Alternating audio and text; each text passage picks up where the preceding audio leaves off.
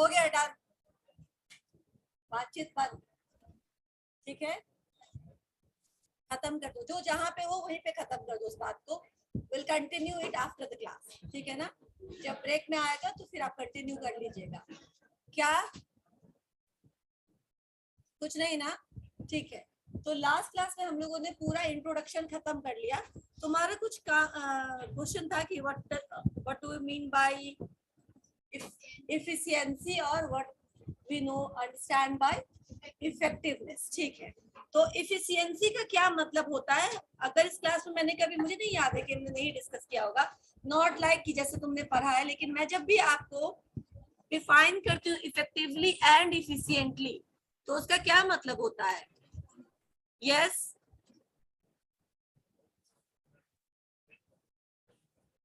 हाँ, effectively and efficiently का क्या मतलब होता है? कभी नहीं बताया जब मैं आपको मैनेजमेंट का डेफिनेशन बता रही थी तब यूज किया था मैम, बट डिफरेंस मैंने बताया तो होगा। वो डिफरेंसेस ऐसा कुछ एज सच है भी नहीं। You should understand what do you mean by effectiveness and efficiency. Last class, blue shirt, last bench, okay. Efficiency का मतलब होता है कि आपके पास रिसोर्सेज कम है, ठीक है ना। मैं एक एग्जांपल देती हूँ आपको कि इफिशिएंसी का मतलब क्या होता है कि when two people have equal resources, ठीक है ना, या फिर इक्वल रिसोर्सेज है और हमने आप दो लोगों को काम पे लगा दिया, एक ने कम रिसोर्सेज यूज करते हुए ठीक वही रिजल्ट प्रोड्यूस किया, पूरा रिसोर्सेज यूज करके प्रोड्यूस किया। तो इफिशिएंट क्या हुआ? इफिशिएंटली हुआ कि आप कम से कम रिसोर्सेज में उस काम को करने का स्किल रखते हैं, दैट मींस इफिशिएंसी, ठीक है ना, दैट मींस इफिशिएंसी। इफेक्टिवनेस मतलब क्या हुआ? ठीक है, वी कैन नॉट कॉम्प्रोमाइज, अगर इफिशिएंट है तो हम इफेक्टिवनेस से उसको कॉम्प्रोमाइज नहीं कर सकते हैं। रिजल्ट जो है, जो क्वालिटी है, वो जब दोनों का इक्वल होगा देन यू आर इफेक्टिव भी और इफिशिएंट भी, क्योंकि आपका रिजल्ट भी सेम है और आपने कम रिसोर्सेज को यूज करके भी सेम रिजल्ट प्रोड्यूस किया जो किसी ने पूरे रिसोर्सेज को यूज करते हुए किया है। तो द फर्स्ट वन जिसने कम रिसोर्सेज में सेम वैसा ही रिजल्ट प्रोड्यूस किया है, effective as well as efficient, क्योंकि रिजल्ट में भी कॉम्प्रोमाइज नहीं है और रिसोर्सेज में भी बचत है।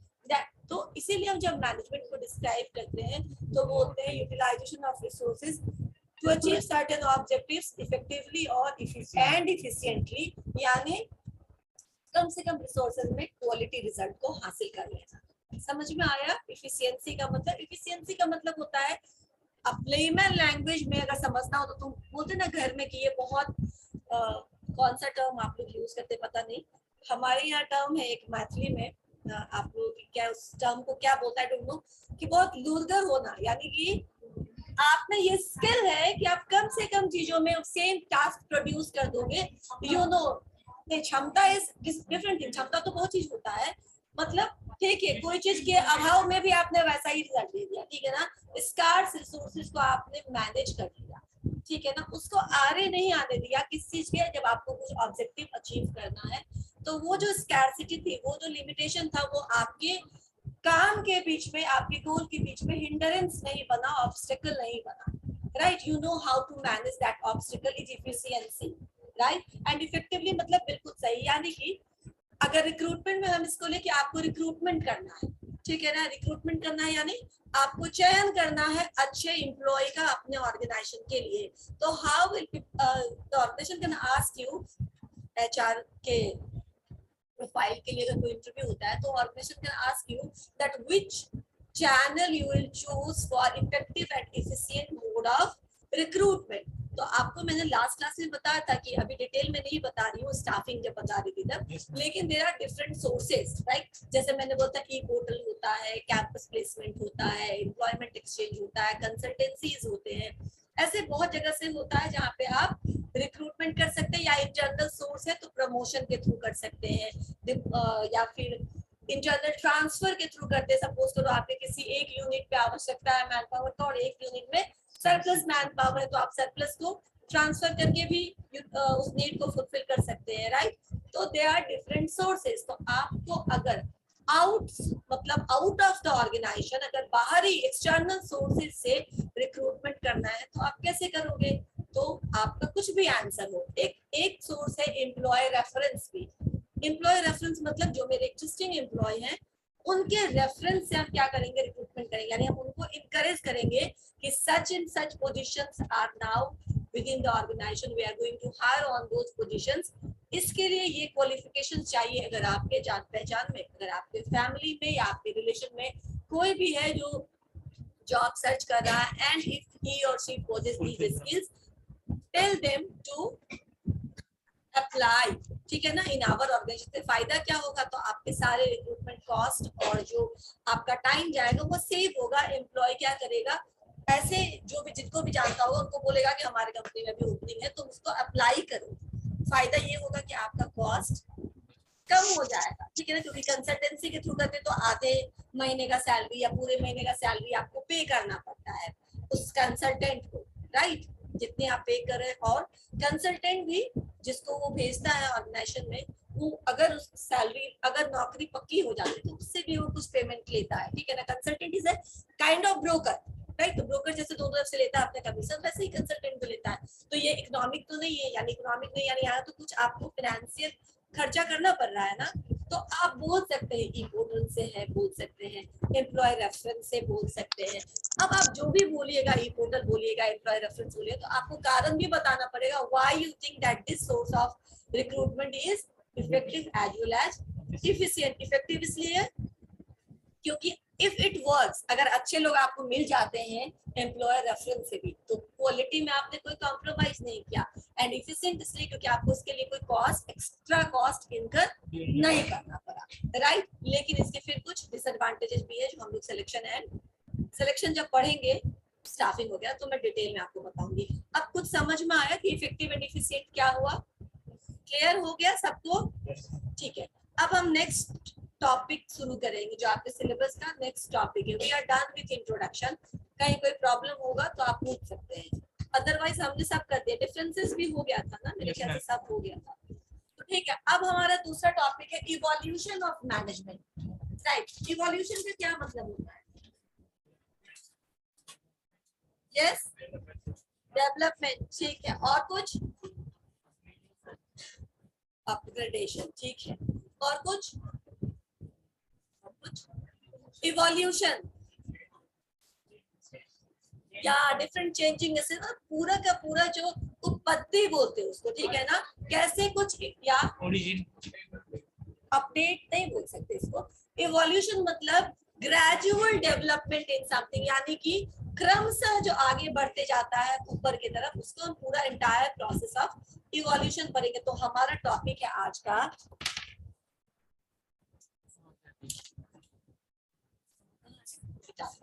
टॉपिक है हमारा आज का इवोल्यूशन ऑफ मैनेजमेंट, यानी कि management, how with the different period of time how management evolve. क्या मैनेजमेंट वैसा ही था शुरू से जैसा अभी है?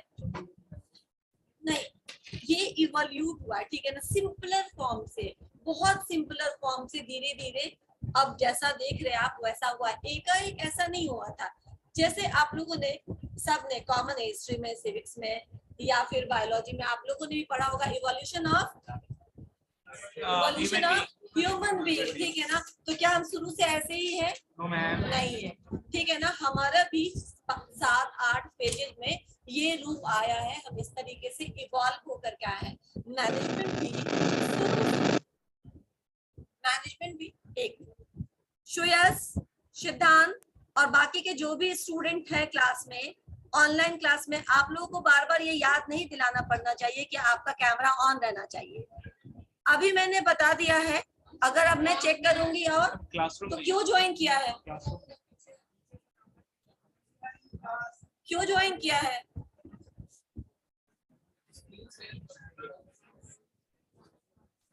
ज्वाइन करने की कोई जरूरत नहीं। अगर आवाज कम जा रहा है तो बोलो कि आवाज नहीं आ रही आपकी, तो फिर बंद करो। मैंने कितनी बार बोला है मोबाइल किसी का ऑन है, please do not talk, do not talk about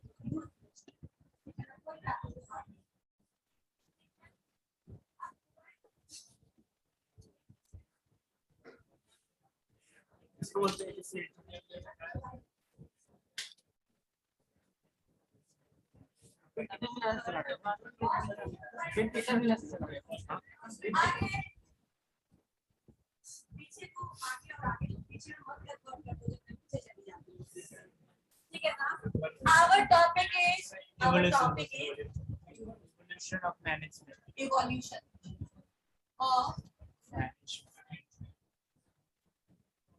evolution of management right यानी कि मैनेजमेंट कैसे इवॉल्व हुआ है ठीक है बाकी के जो अब ऑनलाइन स्टूडेंट आप कोई नहीं है जो यहाँ पे है जो ऑनलाइन जुड़ा है नहीं ना ठीक है तो बाकी जो भी ऑनलाइन है वर्चुअल मोड में वो प्लीज अपना कैमरा ऑन रखेंगे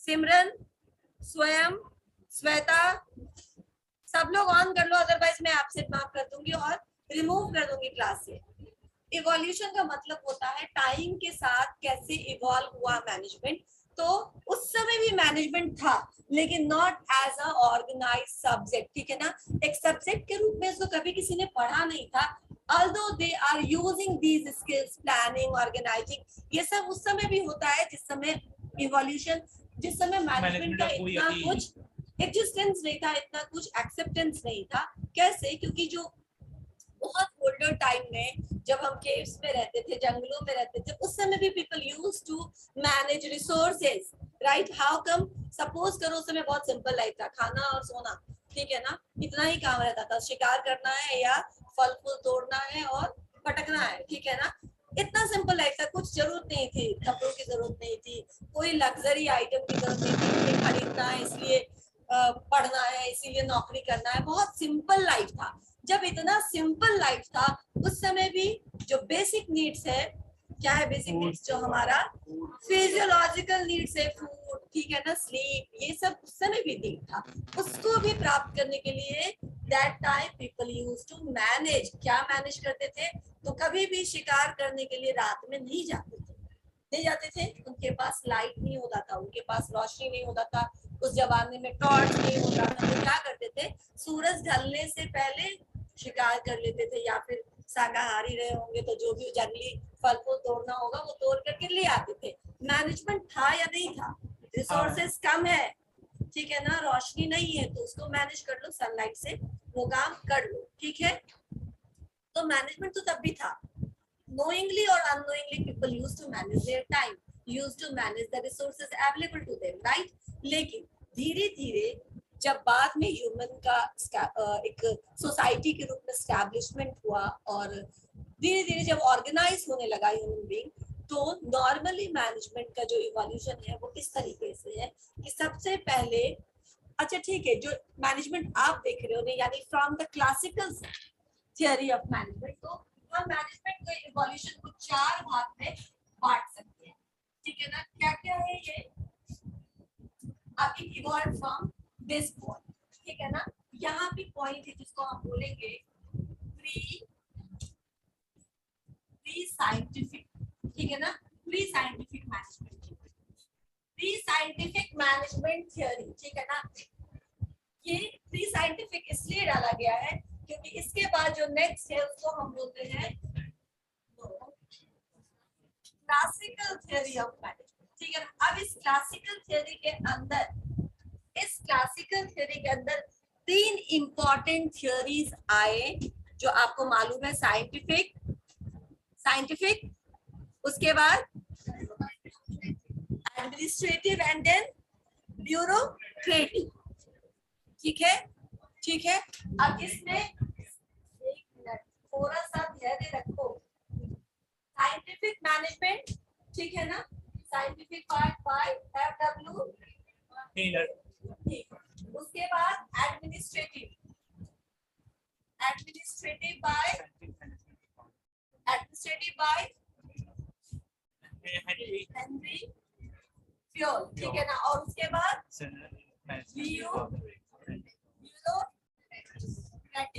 by Max Weber. These 3 are the milestones of modern management theory, right? इसीलिए इसमें बहुत सारे इसके क्रिटिक्स भी हुए बहुत सारे इसमें लूप होल्स अब तो मालूम है लूप होल्स का मतलब बहुत सारे इसमें ड्रॉबैक्स होने के बावजूद भी इसको बहुत important part of management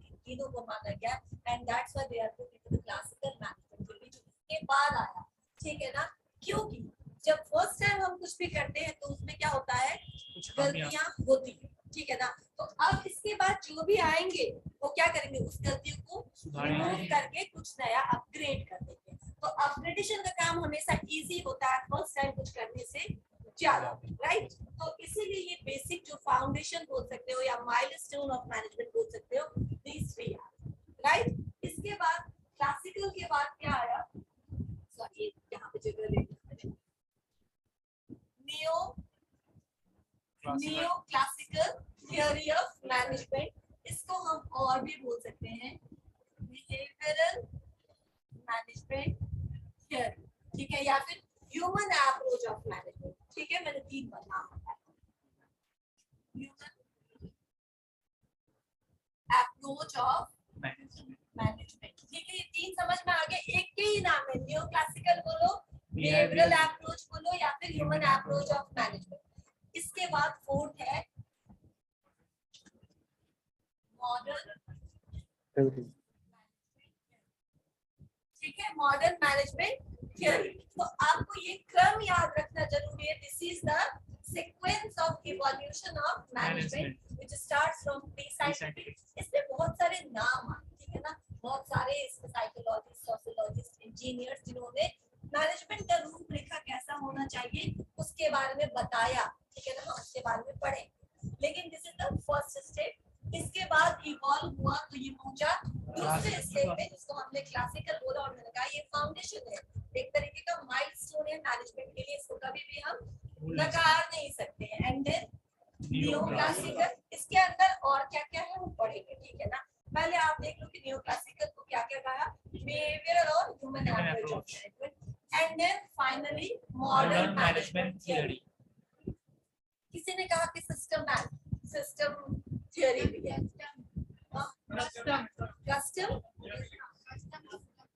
custom school of management is traditional school of management, forget it, ठीक है ना। आप बेसिक पे रहिए, राइट। इसके बाद मैंने क्या बोला, यहाँ सिस्टम भी है, कॉन्टिजेंसी भी है, this is a type of this management system, right. अभी के लिए इतना याद रहेगा, मॉडर्न मैनेजमेंट में सिस्टम अप्रोच भी है और कॉन्टिजेंसी अप्रोच भी है, राइट। न्यू क्लासिकल थ्योरी या बिहेवियरल अप्रोच में हम पेल्टन, मायो का हॉथरन एक्सपेरिमेंट भी पढ़ेंगे, राइट।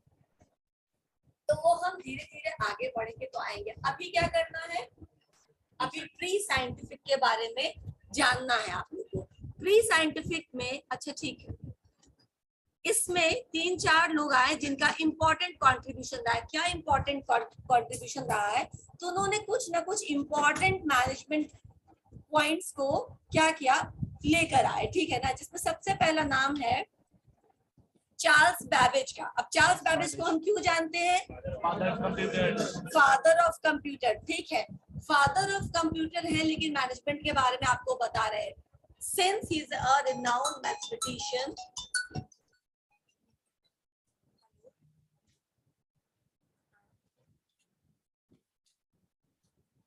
आ जाए क्या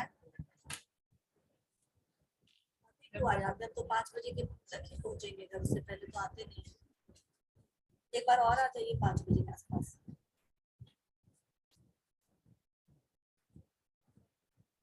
तो आप पहले इन्फॉर्म करके बता दिया करिए, क्या तो मैं भी नहीं हूँ और मेरे ख्याल से घर में कोई होगा भी नहीं।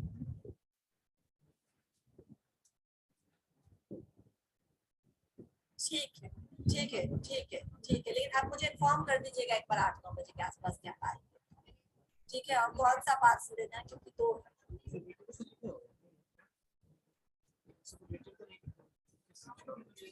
अच्छा ठीक है, हम दे देंगे, ठीक है ना, गाजी भी दे देंगे। ये सब ना, ये टॉपिक है, ठीक है, ये हम फ्लो चार्ट बनाया, कुछ समझ में नहीं आ रहा ये कैसे आप मेरे यहाँ 5 बजे के बाद आया करिए, 5 बजे तक आया करिए, उससे पहले नहीं हो पाता है। मेन पॉइंट्स वगैरह सब ना, थोड़ा लेट आ जाया करिए, ठीक है, हम दे देंगे। देखिए कार्ड जी भी अभी जो है ना, जो हमारे रेगुलर रहते हैं वो नहीं है, इसलिए प्रॉब्लम होता है।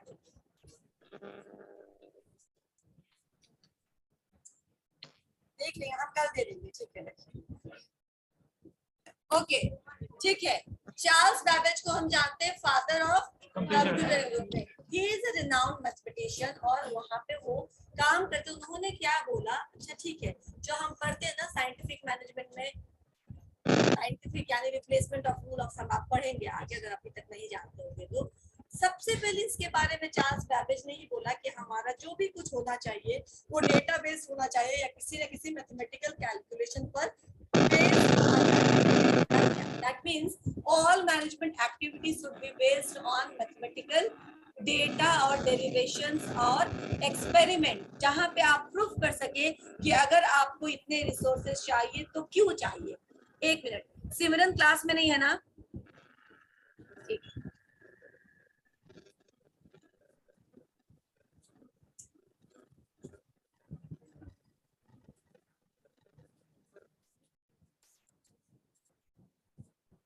आप बात नहीं करिए प्लीज.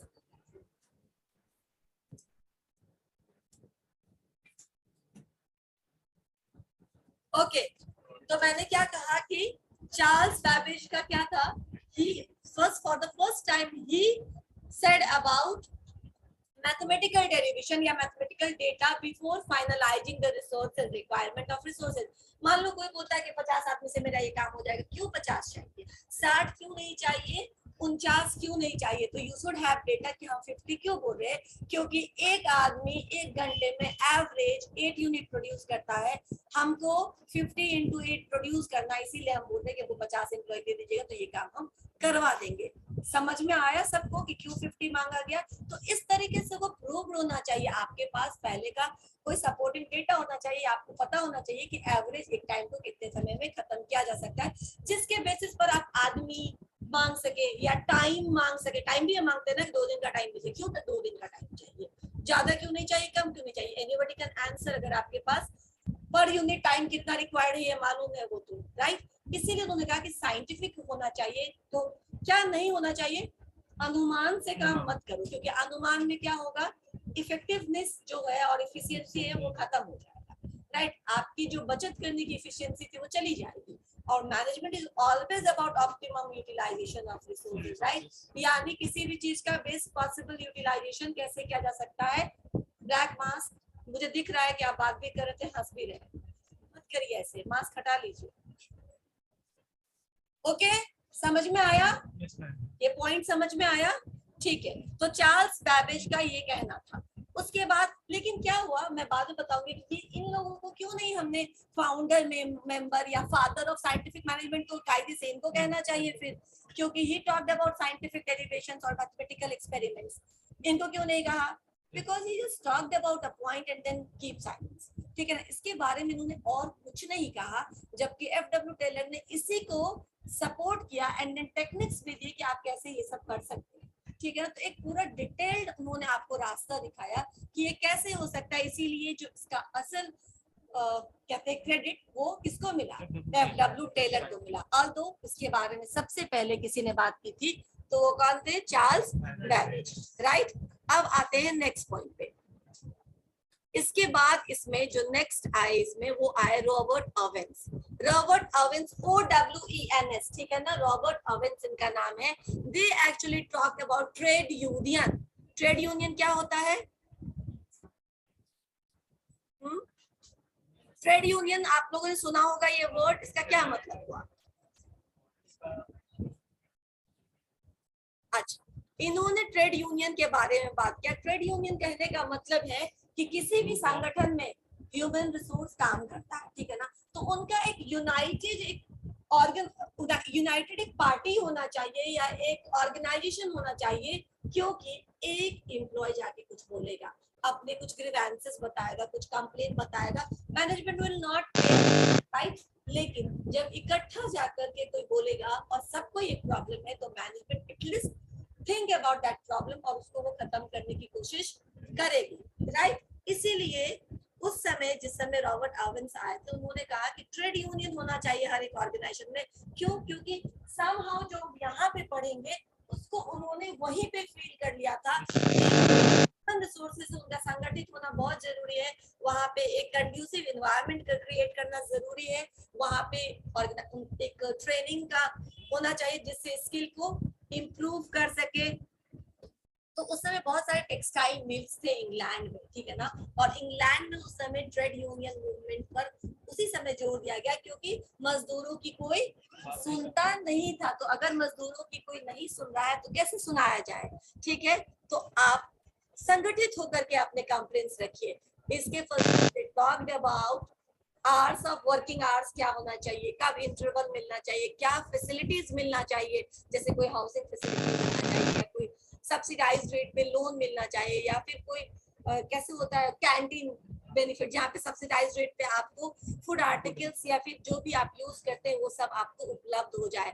तो इससे होगा क्या कि ह्यूमन रिसोर्सेज की जो इफिशियंसी है वो थोड़ा वो कम स्ट्रेस लेंगे तो बची रहेगी, राइट। तो वो काम पे ज्यादा अच्छे से काम करेंगे। So he talked about human approach, यानी ट्रेड यूनियन के बारे में उन्होंने सबसे पहले बोला। इसके बाद थर्ड नेम आया हेनरी रॉबिन्सन टाउन का। रॉबिन्सन टाउन एक्चुअली एक इंजीनियर थे और उन्होंने फील किया कि किसी भी ऑर्गेनाइजेशन में अगर आपको यूटिलाइजेशन करना है रिसोर्सेज का अच्छे तरीके से, तो उसमें क्या होना चाहिए, उसके मैनेजर को engineering as well as economics दोनों का कॉम्बिनेशन होना चाहिए। क्योंकि इंजीनियर है, क्योंकि उस समय इंडस्ट्रियलाइजेशन का दौर था, ठीक है ना। ये सब कुछ तब हो रहा था जब हम लोग सेकेंड वर्ल्ड वॉर से बाहर निकल रहे थे और सब कुछ डिवास्टेट हो गया था उससे पहले का एस्टैब्लिश जितना कुछ था, ठीक है। नाउ फिर से एक तरह से समझ लो कि सिविलाइजेशन का सेटअप हो रहा था, डिमांड्स बढ़ रहे थे लोगों की, क्योंकि जो भी था सब खत्म हो चुका था, पॉपुलेशन कम हो गया था, लेकिन फिर भी जो बचे हुए थे उनके डिमांड्स तो थे। तो जब सिविलाइजेशन का दौर आता है तो आप मैनुअली किसी चीज को क्या कर सकते हैं, फुलफिल नहीं कर सकते।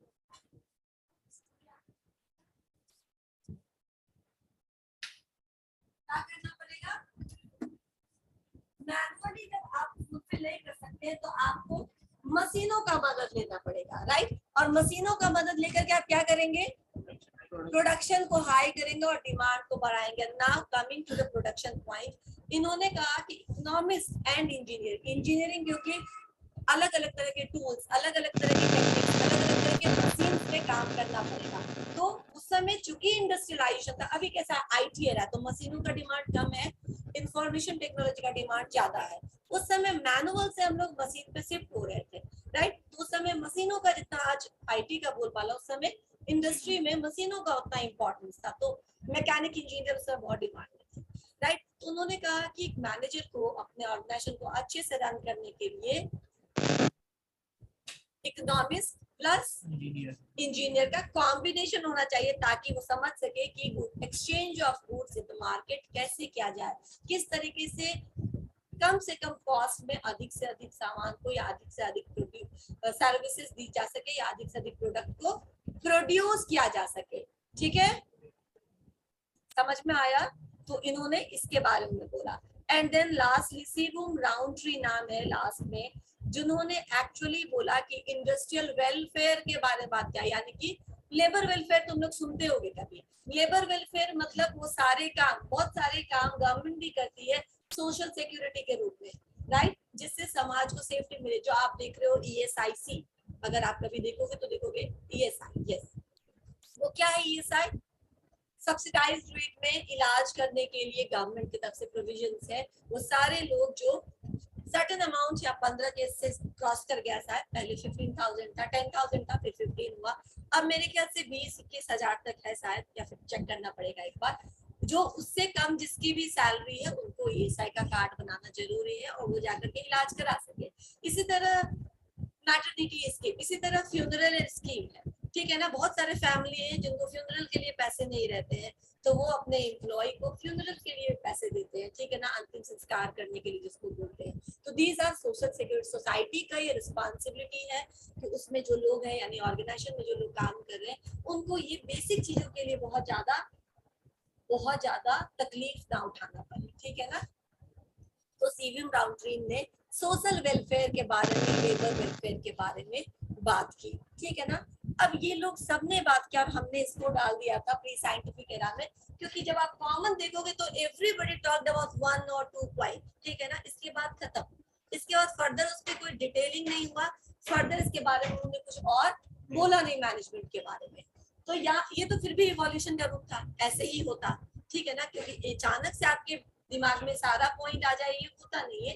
तो ये लोग पहले से इस पर काम करते रहे हैं, बट उसके बाद साइंटिफिक मैनेजमेंट या क्लासिकल थ्योरी का जब दौर आया तो इसमें सबसे पहले FW टेलर ने साइंटिफिक मैनेजमेंट मैनेजमेंट के बारे में बात की, जिन्होंने बोला कि हमारे ऑर्गेनाइजेशंस में, अच्छा इन्होंने भी कैसे बोला, तो ये बहुत पढ़े लिखे लोग नहीं थे, ऐसा तुम्हें लगेगा कि कोई बहुत बड़े इंजीनियर थे या कोई बहुत बड़ा scientist, that's not like that. वो एक लेबर क्लास से उन्होंने अपने इंडस्ट्री को ज्वाइन किया था काम करते करते, and with in the span of 6 year वो लेबर से वहां पे बहुत ऊपर के पोजीशन पे उस कंपनी के जहां पर वो काम कर रहे थे मैनेजर के पोजीशन पे आ गए, and then he propounded a theory on the basis of his experience in the company। तो जितने भी मैनेजमेंट थियोरी है दैट इज नॉट एक्सपेरिमेंटल, किसी को किसी लैबोरेटरी में एक्सपेरिमेंट से नहीं प्रूव किया गया है, all are based on own experience of these persons, right. उन्होंने क्या फील किया काम करते समय, सिंस सारे हायरार्की पे वो काम कर चुके हैं, तो उनको पता है कि सारे हायरार्की पे किस तरीके के प्रॉब्लम्स से ऑर्गेनाइजेशन में जो एम्प्लॉयज है वो जूझते हैं, राइट। तो उन्होंने उसके बाद अपना एक बुक लिखा जिसको हमने कहा principle of scientific management, right. इसमें इन्होंने साइंटिफिक मैनेजमेंट के बारे में बात की। तो साइंटिफिक मैनेजमेंट सबसे पहले है क्या, scientific management is knowing exactly what is to be done and then seeing how it can be done in the best possible way, ठीक है ना। क्या ऑल्टरनेटिव है, क्योंकि you may have different options to perform the same thing, आप उसको कैसे कर सकते हैं। यस तरुण, आप कुछ बोलना चाह रहे हैं क्या, आप कुछ बोलना चाह रहे क्या, म्यूट कर लीजिए, ठीक है, ओके समझ में आया। नाउ इसका पहला प्रिंसिपल है, अभी ये समझ में आना कि साइंटिफिक मैनेजमेंट क्या है, हम पहले भी बता चुके, फिर से रिपीट किया। उनका कहना सिंपल था कि आपको क्या करना है पहले आप ये पता करिए, और जब आपको एक बार पता चल जाता है कि क्या करना है तो फिर उसको सबसे अच्छे तरीके से कैसे कर सके, ठीक है ना, ये बताइए। ये साइंटिफिक मैनेजमेंट का उन्होंने इस तरीके से बोला, and then he given 5 principle supporting his own management theory, जिसमें पहला क्या है, अब इससे आगे हम लोग, पहला इसमें क्या है, replacement of rule of thumb by science, ठीक है ना। Replacement of rule of thumb by science, rule of thumb का क्या मतलब होता है, रूल ऑफ थंब, अब तो देखिएगा रूल ऑफ थंब का मतलब क्या हुआ, नहीं मालूम, ठीक है। रूल ऑफ थंब का मतलब होता है सिंपल गेस वर्क, ठीक है ना। क्या ये गेस वर्क, यानी अब तक जो आप अनुमान की बेसिस पर के काम करते आगे थे कि इतना रिसोर्स लेके तो हो जाएगा, इतने टाइम में खत्म हो जाएगा। पहले जमाने में खेती बिल्कुल रूल ऑफ थंब बेस्ड होता था, ठीक है ना।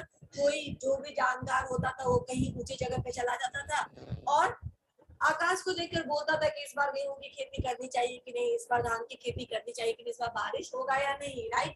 बट ये सब अनुमान है ना, हेंस कोई प्रूफ तो नहीं है इसका, उसके स्टेटमेंट का, ठीक है, उसका एक्सपीरियंस है, ठीक है ना। उसने एक्सपीरियंस के बेसिस पे, अपने अनुभव के बेसिस पे कह दिया।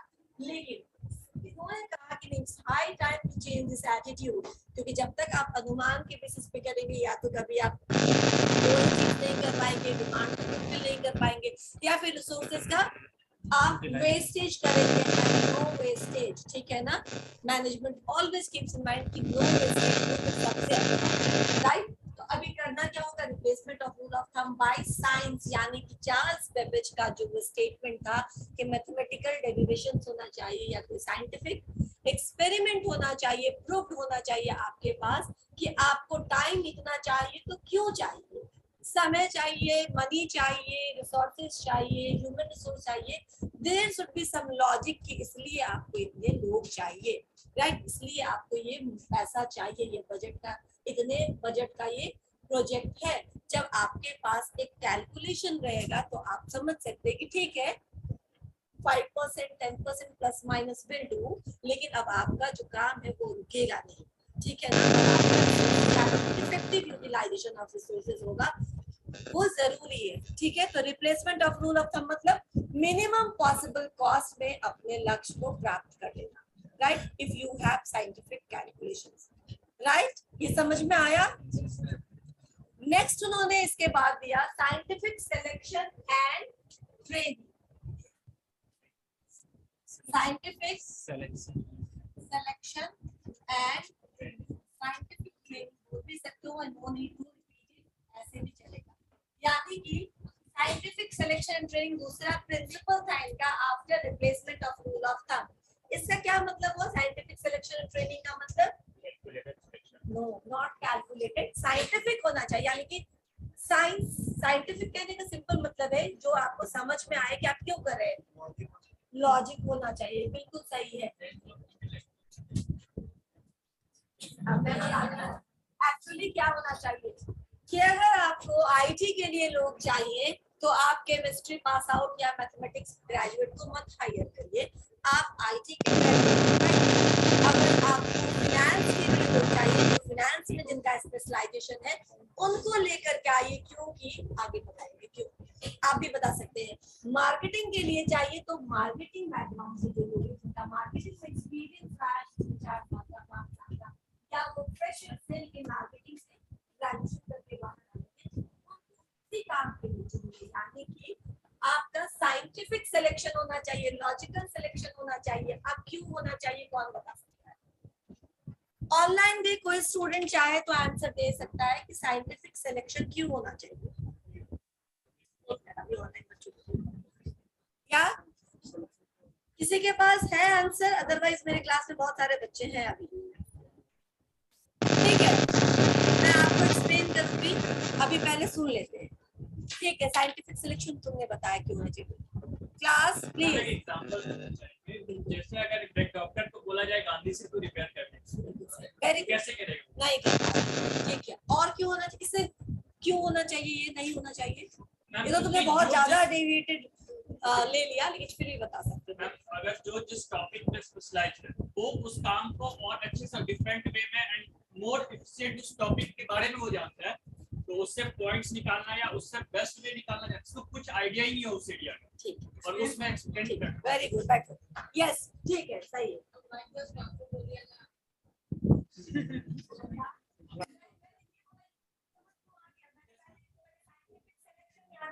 जो जिस बैकग्राउंड में है उसको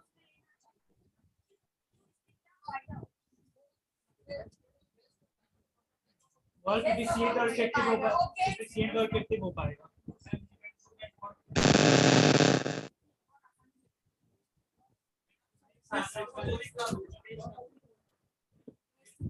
टेस्ट एंड ट्रायल मेथड कम यूज करेगा। क्या? टेस्ट एंड ट्रायल मेथड कम यूज करेगा। Saves time. वेरी गुड, एक पॉइंट आया, मतलब बहुत सारे पॉइंट के साथ हमने ऐसे स्टार्ट की। इट सेव्स टाइम, ठीक है ना, इजी का फायदा। यानी कि इसमें फायदा क्या होगा कि साइंटिफिक सिलेक्शन है, यानी जो जिस काम को कर सकता है उसी के लिए उसको चूज किया गया है, तो सुपरविजन कॉस्ट नहीं है। ठीक है ना, यानी कि ट्रेनिंग की जरूरत पड़ सकती है, आपको भी जाएंगे आप यहाँ से विप्रो, इन्फोसिस या किसी भी कंपनी में, टीसीएस में, तो ऐसा नहीं है कि आपको सीधा काम पे बैठा दिया जाएगा। They will give you training, लेकिन वो ट्रेनिंग 1 महीने का सफिशिएंट रहेगा आपके लिए, या फिर 6 महीने का सफिशिएंट रहेगा, लेकिन मुझे लेके जाएंगे शायद 3 साल पढ़ाना पड़ेगा, राइट। तो क्या होगा, उनका 3 साल तो स्कूल की तरह जाएगा ना, मैं उनके लिए प्रोडक्टिव नहीं हो पाऊंगी, उल्टा मेरे लिए वो प्रोडक्टिव होंगे। मैं कुछ सीख लूंगी, लेकिन मुझसे उनको क्या मिलेगा? ऑर्गेनाइजेशन को क्या चाहिए? आपसे चाहिए ना, वो आपको सैलरी दे रहे हैं क्योंकि आप उनको आउटपुट दे रहे हैं, राइट। तो सुपरविजन कॉस्ट, ट्रेनिंग कॉस्ट बढ़ेगा, वेस्टेज कॉस्ट कंट्रोल होगा। मैं कॉस्ट के टर्म में आपको समझा रही हूँ कि कोई मैनेजर को आपके ऊपर 6 महीना खर्चा करने की जरूरत नहीं पड़ेगी, आप 1 महीने की ट्रेनिंग में समझ जाएंगे कि क्या करना है, राइट, और आप काम कर सकते हैं, यानी उनको जो चाहिए वो आप रिजल्ट दे सकते हैं। सुपरविजन कॉस्ट सेव हुआ। टाइमिंग कॉस्ट, क्योंकि अब जब काम करने भी दिया तो जिसको नहीं आता वो सीखते सीखते करेगा, तो धीरे धीरे करेगा, बहुत समझ संभल के करेगा, बहुत ज्यादा टाइम लेगा उस चीज को करने में, जो आप आसानी से कर सकते हैं, टाइम कम समय में कर सकते हैं। और तीसरा कॉस्ट क्या होगा? वेस्टेज नहीं होगा, क्योंकि वो जो इसने कहा ट्रायल एंड एरर मेथड नहीं यूज करेगा, उसको मालूम है कि कौन से तरीके से ये काम करना है और वेस्टेज कैसे हम मिनिमाइज कर सकते हैं। तो it saves so many costs, right. तो ये कॉस्ट सेविंग करके फायदा क्या होना? प्रॉफिट में प्लस होना है, राइट। तो इसीलिए साइंटिफिक सिलेक्शन, ठीक है, ये तो अब सब समझ गए मेरे ख्याल से। ऑनलाइन स्टूडेंट्स, आपको समझ में आया साइंटिफिक सिलेक्शन? समझ में आया? Yes, ma'am. ठीक है, ओके। अब हम साइंटिफिक ट्रेनिंग को एक्सप्लेन करते हैं। नाउ साइंटिफिक ट्रेनिंग भी इसके साथ उन्होंने जोड़ दिया। क्यों जोड़ा ये साइंटिफिक ट्रेनिंग? यस, ट्रेनिंग पहले होता क्या है, क्यों दिया जाता है ट्रेनिंग? शार्पनेस को बढ़ाने के लिए, ठीक है, और एम्प्लॉय बनाने के स्किल लिए, को इम्प्रूव करने के लिए, ठीक है, और किसी भी चीज में एक्सपर्ट होने के लिए, वर्क एनवायरनमेंट के बारे में क्या वर्क एनवायरनमेंट के बारे में वर्क के बारे में उसको पता है। यानी training is giving idea skill से काउंटर आप ट्रेनिंग दे रहे हैं।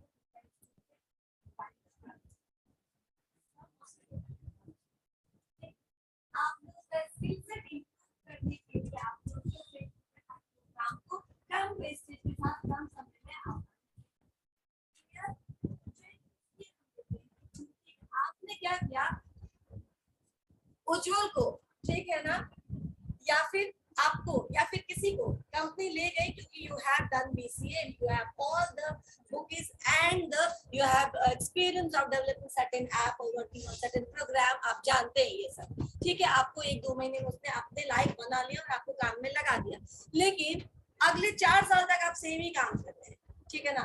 After 4 years some new technology comes in IT field which about which you don't know, and again आप सीमेज में नहीं आएंगे पढ़ने के लिए या किसी कॉलेज में नहीं जाएंगे एडमिशन लेने के लिए, तो फिर वो कैसे अपग्रेड होंगे? जो भी नया है, जिस बच्चे को आपने, जिस एम्प्लॉय को आपने मार्केट से स्किल्ड लेबर के रूप में हायर किया है, उसकी इफिशियंसी बनाए रखने की जिम्मेदारी भी ऑर्गेनाइजेशन की है, ताकि वो फ्यूचर में जब नया मशीन, नई टेक्नोलॉजी आए तो भी वो उतना ही स्किलफुल रहे, वो ऑब्सोलीट ना हो जाए। ऑब्सोलीट का मतलब आउट ऑफ फैशन, ठीक है ना, वो ना हो जाए। तो इसके लिए क्या होगा, समय समय पर आपको हम जो भी अपग्रेडेड टेक्नोलॉजी है उस पर ट्रेनिंग देते रहेंगे, ताकि मुझे बाहर से फिर सीखना करना पड़े, किसी नए को ना लाना पड़े।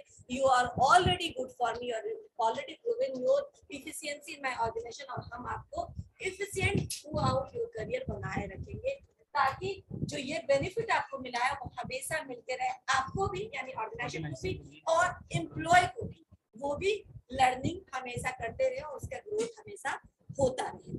क्लियर हुआ ये scientific training? Now next point is cooperation. Time हो गया है क्या? बंद कर दूं? ठीक है, ठीक है, ओके क्लास। मेरा लेक्चर बंद होने का मतलब ये नहीं कि तुम्हारा शुरू हो जाए, अटेंडेंस बाकी है, ठीक है। मैं बंद कर रही हूँ क्योंकि आपको जितना ही समझ में आता है आप उतना ही समझ के पढ़िए, उससे ज्यादा मत पढ़िए, लेकिन बोलिए मत। अटेंडेंस बनाने तक ऐसा ही माहौल बनाए रखें। Just a minute. इसका पीडीएफ आ जाएगा।